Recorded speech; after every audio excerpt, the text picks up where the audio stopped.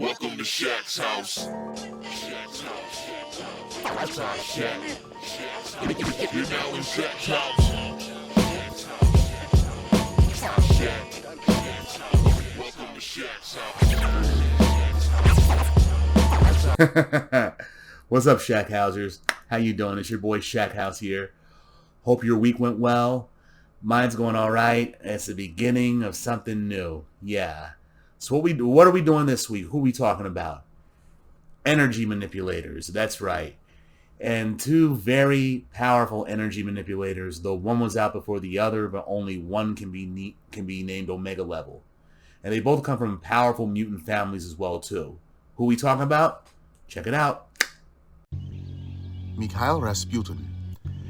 Mikhail Rasputin was born with the mutant power to manipulate all manner of energy.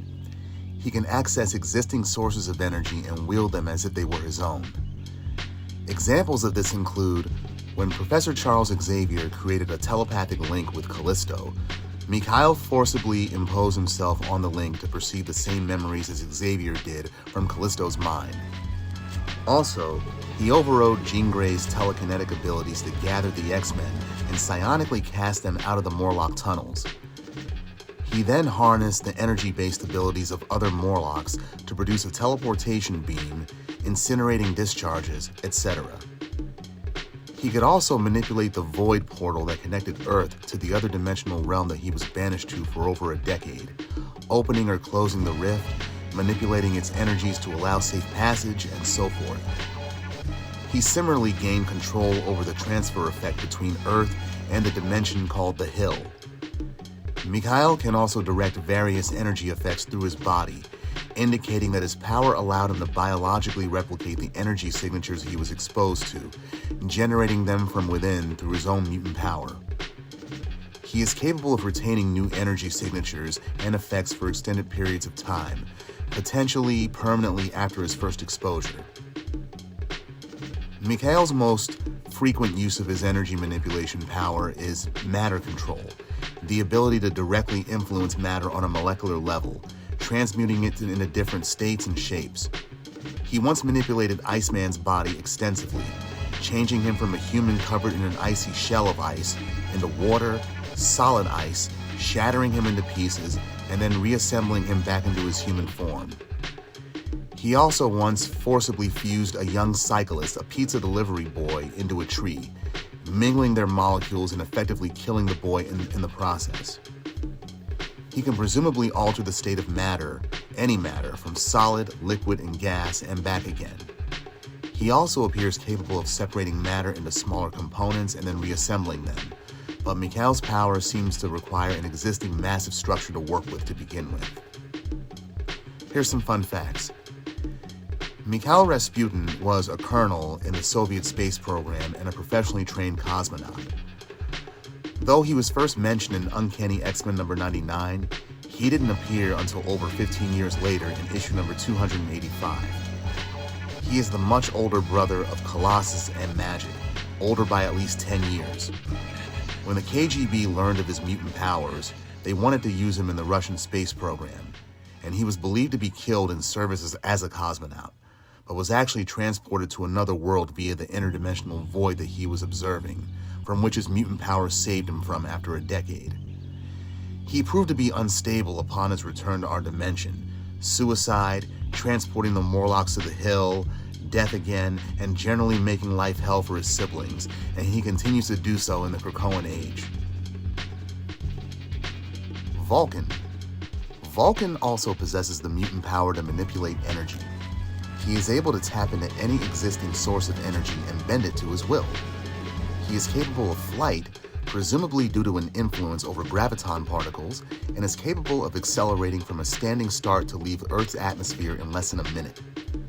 He is also able to project devastating amounts of energy as light, heat, force, magnetism, and electricity by tapping into, amplifying, and directing naturally occurring photons, static electricity, and thermokinetic activity from his environment. His power seems capable of producing some kind of protective field, since he can both survive in the vacuum of space and withstand severe physical punishment. he can control directed energy beams or assaults, causing them to disperse or mentally altering their course. Vulcan can also feel out the power source of an energy projection, reaching out with his power to shut it down on command. He can also use his power to control electronic systems, the electrochemical current in the brain, etc. His power apparently extends to controlling the bioenergy patterns produced by a superhuman's power signature, letting him manipulate their powers directly. He can suppress energy to render his opponents powerless or access their abilities for his own purposes. It also appears that he doesn't share the mutual power immunity that exists between his brothers, Cyclops, Havok, and Extreme, but even so, he is capable of manipulating his mutant power to bend their energies to his will. When M-Day occurred, Vulcan was directly exposed to the collective energy wave following the decimation, and this boosted his powers to Omega levels while temporarily giving him access to the geomorphic and temporal psychometry powers of his former teammates Piotr and Sway, while hosting his teammate Darwin's reactive evolutionary form. Some fun facts. As stated, he is the younger brother of Cyclops and Havok, and a former X-Man. I honestly preferred Extreme, Adam X, as the third Summers brother, and he's since been revealed as their illegitimate maternal half-sibling, so he technically would not be a Summers. Vulcan, he died while battling Black Bolt aboard the T-Bomb in War of Kings No. 6, but apparently his Omega-level powers rebuilt his body. Currently, he's a citizen of Krakoa, and though he's gotten better somewhat, he's a retcon character who, like Mikhail, is an energy manipulator who also proved to be psychotic. He's a homicidal despot who took over the Shi'ar Empire and was basically Donald Trump left to his own devices. But even after being killed, his warmongering ways had lasting effects on the Shi'ar, causing them to be absorbed into the Kree Empire. Now here's a compare and contrast. Both of these mutants are high-range energy manipulators, an ability which affords them a wide range of powers and abilities which have never been fully cataloged.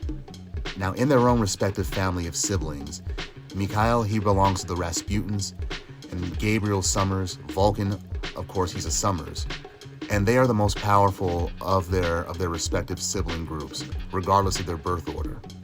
Now, Mikhail, here's some things about him. His power has always fluctuated with writers, with them saying, oh, he warps between dimensions, oh, he warps energy and he warps reality, but none of those are true. Mikhail's base power is not reality warping, though he could potentially do so. As shown in his first full appearances, he's basically an energy manipulator who specializes in matter manipulation, like Cersei from the Eternals. But in that respect, he doesn't seem as powerful. Because you see, Cersei, she can create objects almost literally out of thin air by reassembling stray dust and gas molecules in the atmosphere, whereas Mikhail, he needs an existing matter structure for his power to be effective. On one occasion, he killed a man, a pizza delivery boy, either by transforming him into a tree or by forcibly fusing the boy's molecules with an existing tree. Mikhail also apparently cleansed himself of the legacy virus by transferring the virally infected cells of his body into another, that of his sister, Illyana. He could physically animate raw materials, causing them to fly around or shape them into mobile forms directed by his will, like a giant fist made from stone. He could even bestow a semblance of life into inanimate matter, and once transformed a chair into a dinosaur. But despite his claims, however, Mikhail, he apparently could not create souls or restore the dead to life. He also altered the state of Iceman's body, turning him from flesh to ice to water and back, although in hindsight this may have merely been an example of Mikhail manipulating Bobby's power signature to achieve natural transformations that he had yet to learn how to do himself. Now Vulcan, he's been confirmed to have done things that Mikhail hasn't, utilizing mutant energy signatures to manipulate their powers directly, sustaining himself on his own energy, flying through the vacuum of space like Superman, no problem. And also, he was involved in the terraforming of Mars into Arakko, as he generated enough energy to keep the iron core of Mars molten. And long before he was included on the list of Omega-level mutants in House of X, Charles Xavier himself stated that Gabriel was beyond Omega level, a classification which only 3 other mutants are confirmed to possess: Matthew Malloy, Nate Gray, and Franklin Richards. Yes, I still consider Franklin a mutant. Now, Vulcan and all of his siblings, they're energy-based mutants.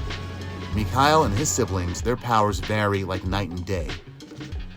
But if both of them were faced with an Eternal, they could probably manipulate the cosmic energy that bolsters the Eternal's life force, powers, and immortality and use it against them.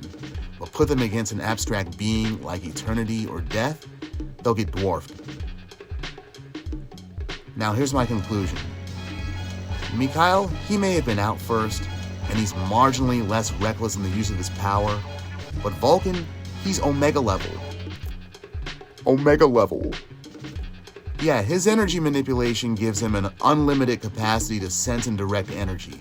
He can convert and or amplify ambient light, heat, force, electromagnetism, and gravity for his own use. He can deflect or seize control of directed energy, manipulate power running through technology or living systems, etc. It kind of makes me wonder how he would fare against his alternate timeline great-nephew, Jonathan Reed Richards, aka Hyperstorm, the Fantastic Four villain, whose very power is full control over hyperspace, which they say is the source of all energy. I love to see that. Come on, writers, do something about that. Okay, Shackhousers, that's what I got for you this week. Tune in next week. I just know you'll like it. Be there and have a good week in the meantime. Later. Mansion, apartment. Shack, house. Yes! Yeah.